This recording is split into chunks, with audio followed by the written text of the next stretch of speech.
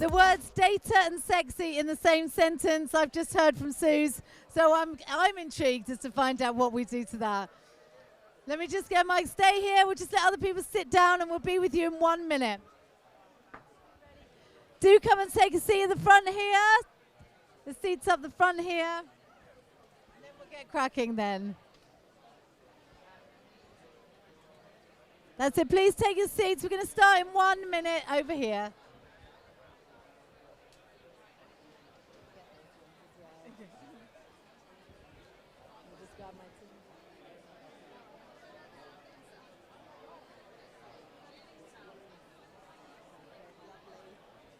Everyone doing okay?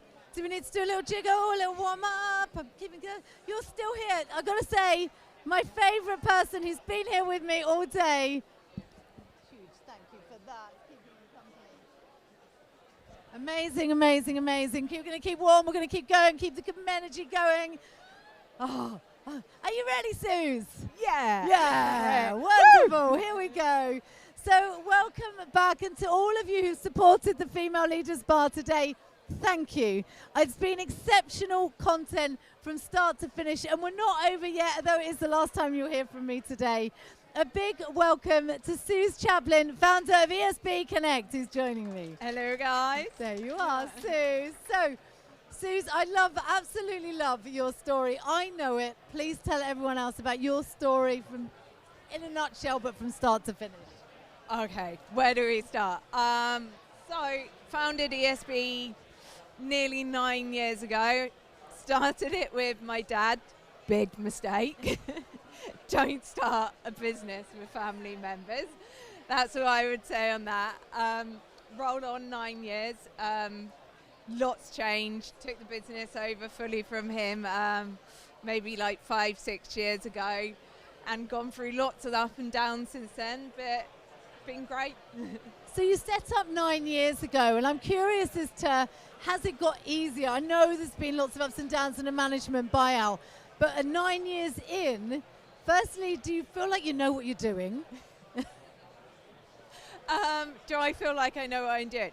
Definitely has got easier. I think you've got more self-confidence in yourself as you go through. I think when you first start a business, you know nothing, like whether it's paying the VAT, doing payroll and things like that, and you're kind of trying to find your feet.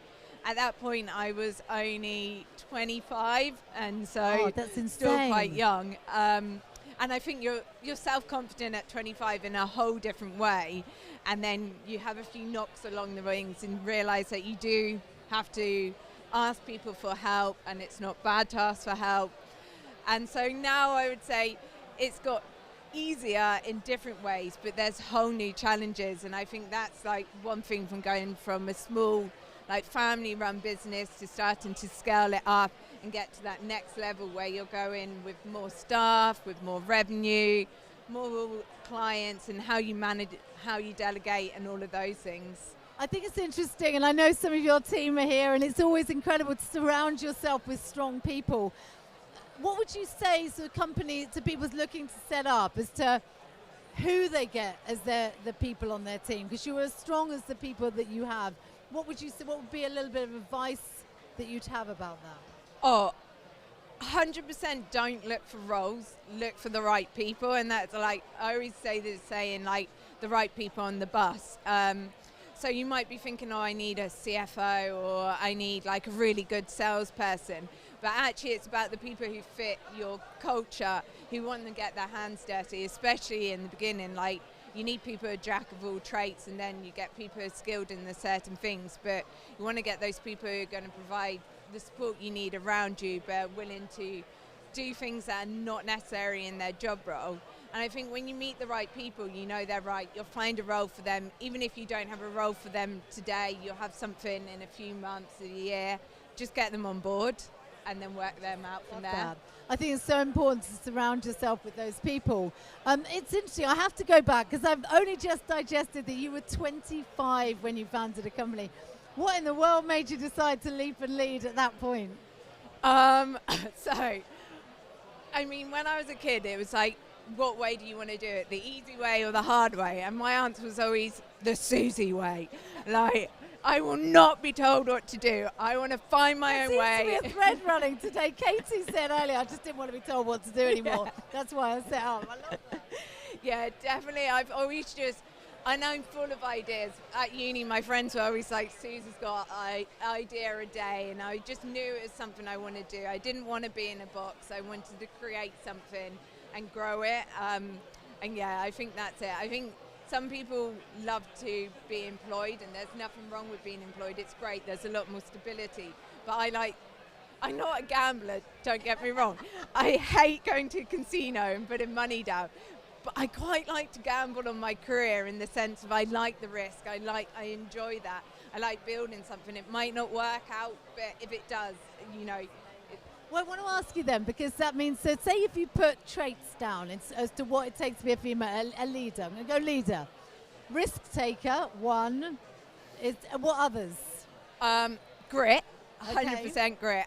There's ups and downs every day.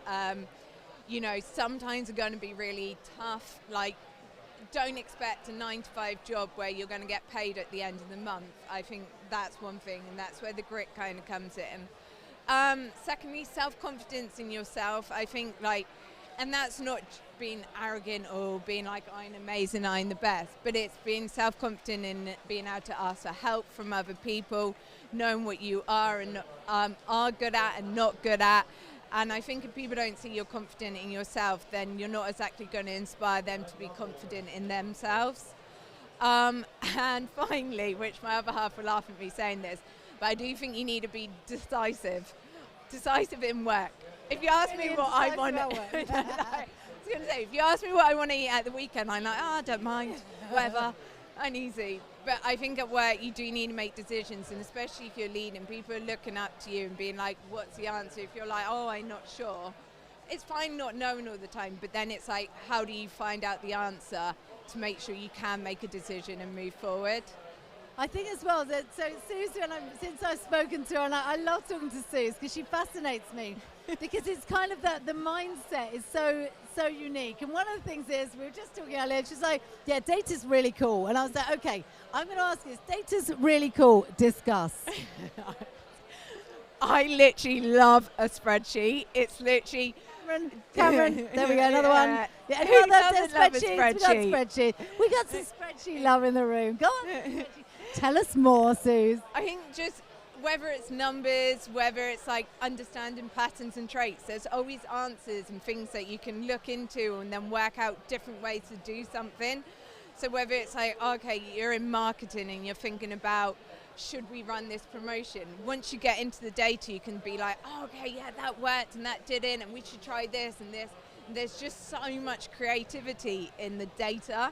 And even though it might seem boring, it just opens up rooms and rooms for different ideas to come forward to do really cool stuff. And hopefully something new and more exciting will come out of it. I think it's really interesting. And I think never discount topics or areas that just aren't sexy. And I'll give you an example. We were just chatting to Hannah Mercer about responsible marketing agency. It's cool, responsible, sustainable is very in. esbconnect is all about direct marketing. And it's a case of don't ever discount direct marketing because it's sexy and it is cool and it's back. Am I right?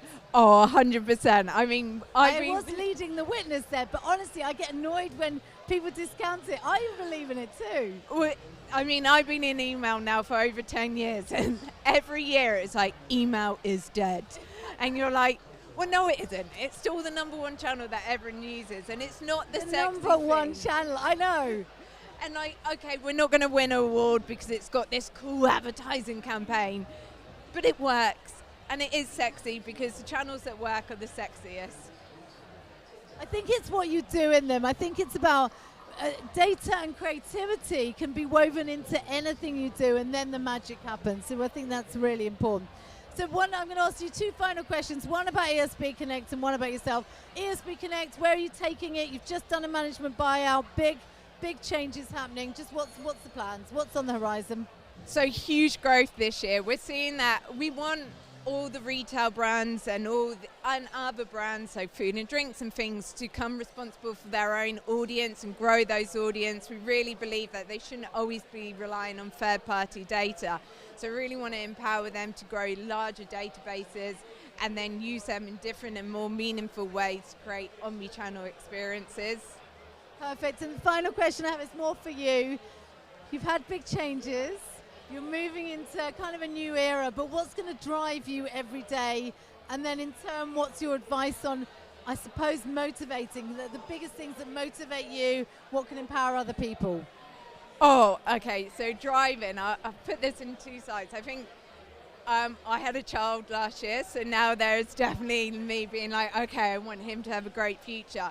But really, I think having done the MBO, it's really about making sure everyone who's been on the bus with me for the last 9 years are rewarded and that they see a return on their time. So really making it for my team over the next 2 years and hopefully affording them the ability to buy a house or something like that. I honestly, one takeaway, be more Suze. Please catch up with Suze after this.